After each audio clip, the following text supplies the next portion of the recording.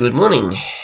It is day 3, which is the 3rd of November because the number's the same. So, I'm still doing NaNoWriMo.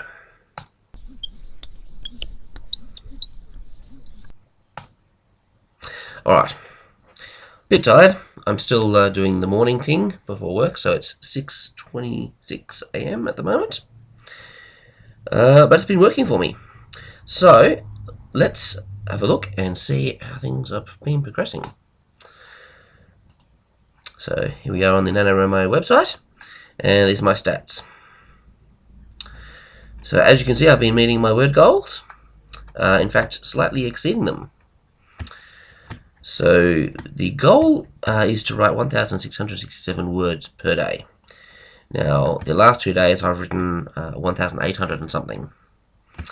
So I'm quite pleased with that. Just that tiny little bit of extra each day adds up, because there'll be a day when I struggle, and I'll be very appreciative of that. So, I mean, the graph doesn't look overly exciting at this early stage because you can barely see these little things. Day 3 graph is just sitting at yesterday's level because I haven't actually written anything yet today. And if we go down here, we see the region I'm in is called Elsewhere in Australia. Very inspiring name, but it's a great group and lots of very enthusiastic people in it. And so you can see that as a group we've written a heck of a lot of words together. And there's been a very significant rise on day 2. So yeah, it's really quite fascinating to see that. So at this rate, now this looked really good yesterday. After I'd written my words, obviously, I said I'd finish on the 27th. Now, because I haven't actually written anything yet today, it's the 10th of December, but that'll change.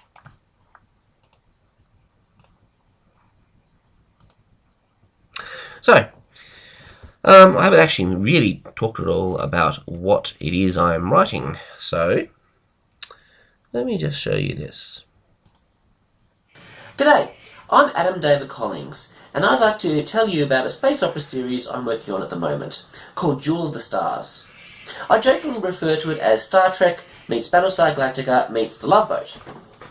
For the crew and passengers of the Jewel of the Stars, this was supposed to be just another luxury cruise. But when a hostile alien force invades and occupies Earth, they find themselves alone and on the run. Now they must flee into unexplored space and begin to build a self-sustaining community. They are the last free remnant of humanity. Because honestly, where else would you want to be when the world ends other than a flying hotel? Jewel of the Stars is an episodic series of novellas. Each episode will be a 30,000 word story. And there will be 6 episodes in a season.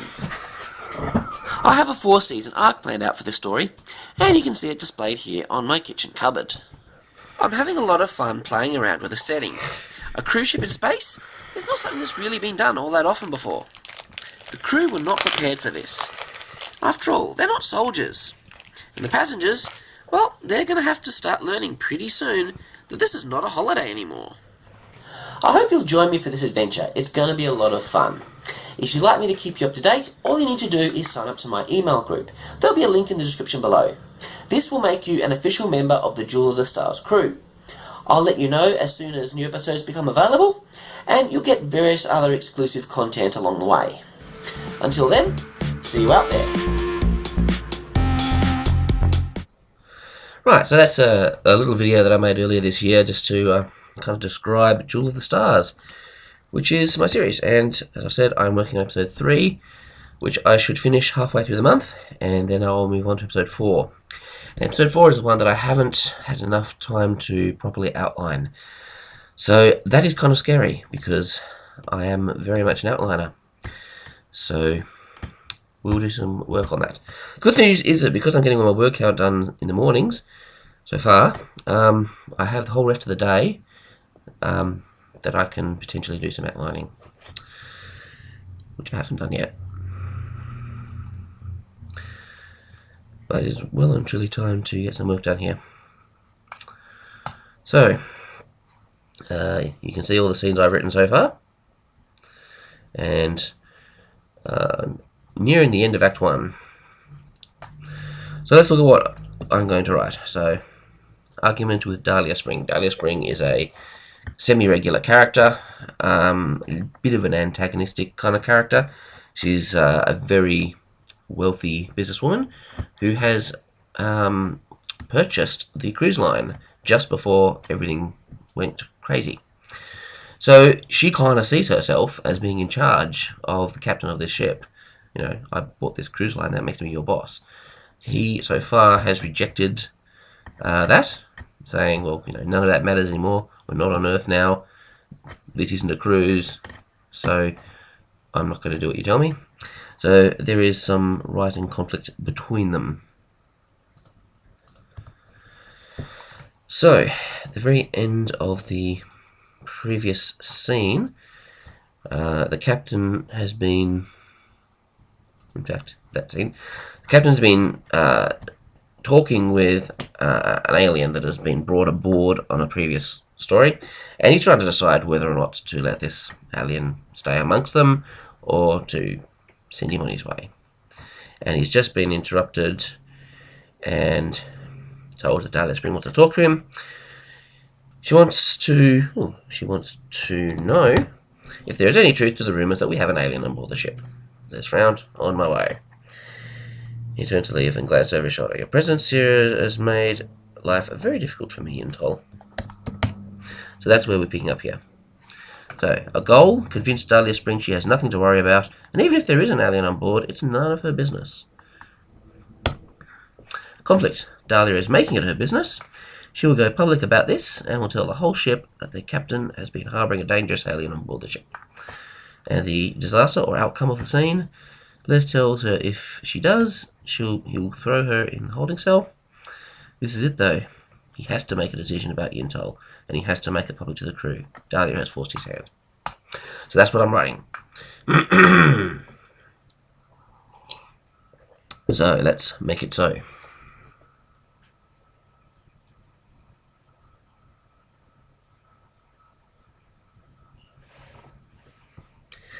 Kids are starting to get up, get ready for school.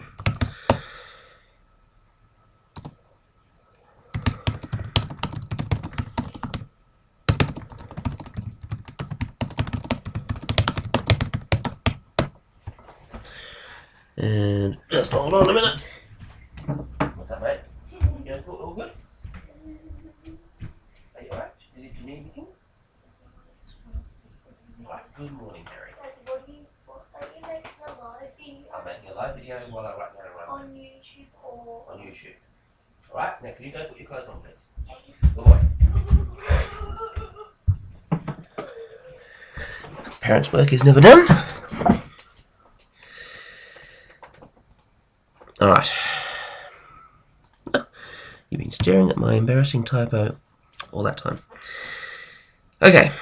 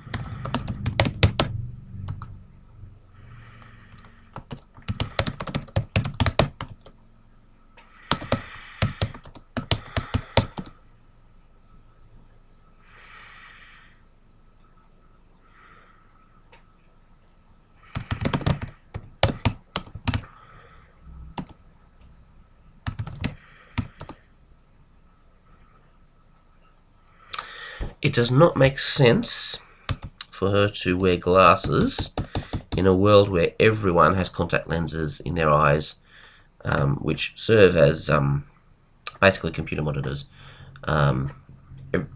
technology is always operated through a virtual reality interface, projected by the contact lenses. I was going to have Daly wearing glasses, but that makes absolutely no sense.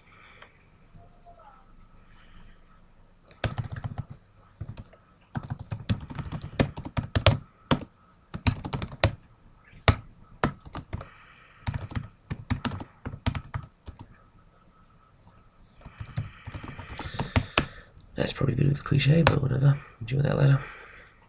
Think of something better.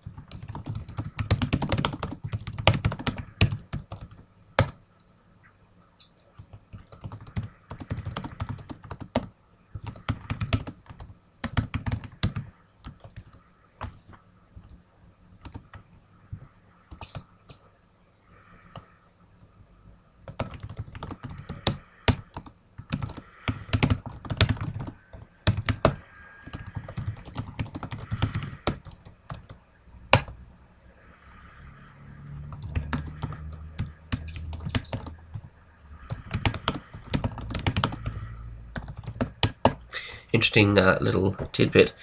I have this weird habit that my fingers, when I want to type fist, I end up typing fish.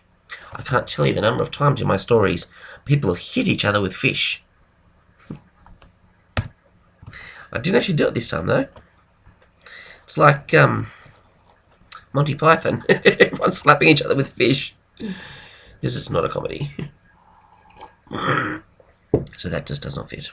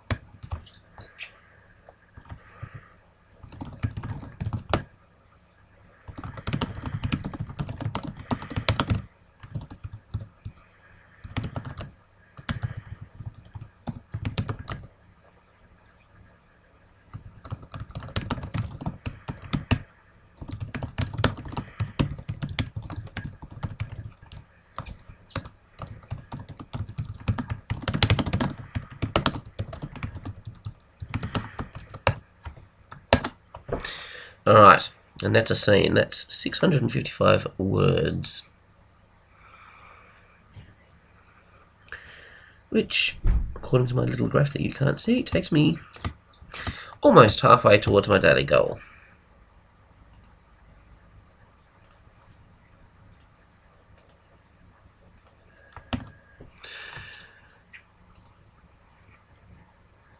Kind of nice having the window open here. You can hear the birds singing outside. Okay, well, what's my next scene? A react and debrief after discussion. So this, I haven't written it down there, but this I believe is a Les point of view scene again. So reaction, that daily spring is a pain. Now I have no time left to make a decision. Plus, I think I'm going crazy. I saw the homeless. Yeah. Now you may or may not have noticed if you had a look at my first video. At the very beginning, the first scene, he's on his way to sick bay for a meeting with the doctor, and he sees this person walk past. He looks very much like this crazy guy who showed up on his doorstep in the opening scene of episode 1. Like wild crazy hair, clothing all kind of tattered and burnt. smelling of smoke, basically making all these wild predictions of doom. You can't go on the ship. Bad things are coming. Which, Les dismissed as, some crazy tramp trying to make a nuisance of himself. But he's just, of course, he started to rethink that after aliens invaded Earth and occupied our home planet. Did that guy actually know something? Which made him wonder, are there people on Earth working with these aliens that knew it was coming? It's just a theory in his mind at this point, but that's what he's wondering. And he's just seen this guy that showed up on his doorstep.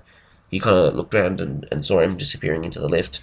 So he's not sure whether it was him or not, but it's just in the back of his mind. I think I've seen this guy. And that will become a major conflict in this episode. Basically, I just want to remind the reader that, this is still in the back of his mind. I think I saw that guy.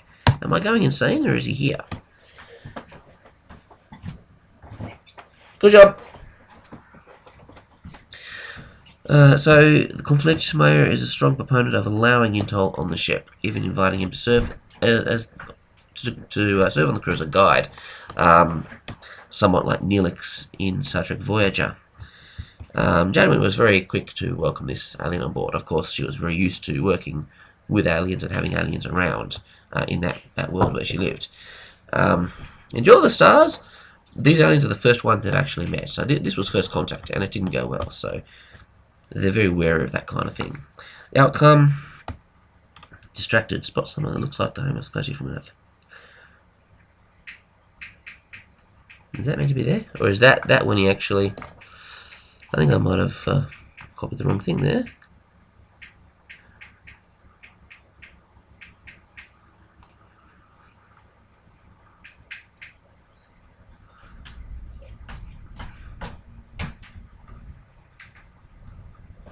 Right, so I've got another scene down here where he's actively looking for the guy trying to arrest him. So I think what I was thinking here...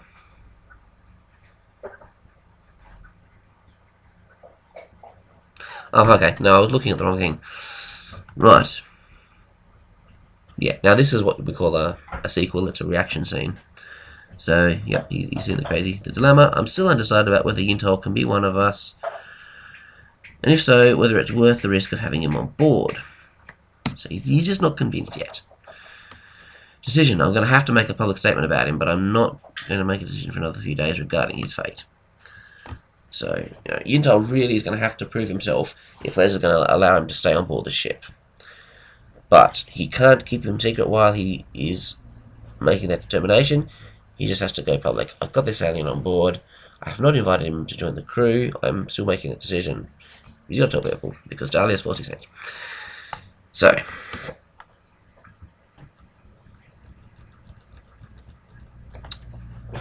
I need a setting for this scene.